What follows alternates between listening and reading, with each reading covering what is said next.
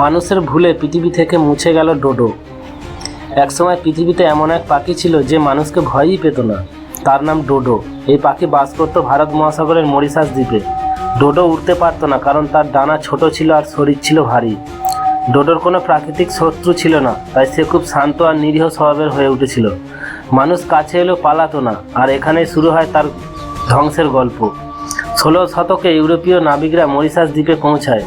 তারা ডোডোকে সহজ শিকার হিসেবে ধরে খাবার বানাতে শুরু করে। শুধু তাই নয়, তার সঙ্গে করে নিয়ে আসে কুকুর, বিড়াল আর ইঁদুর।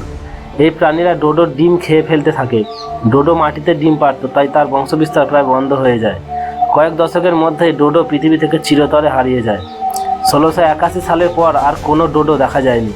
আজ ডোডো আমাদের শেখায় এক ভয়ঙ্কর শিক্ষা: প্রকৃতির সঙ্গে দায়িত্বহীন আচরণ করলে সবচেয়ে নিরীহ প্রাণীও ইতিহাস হয়ে যেতে পারে।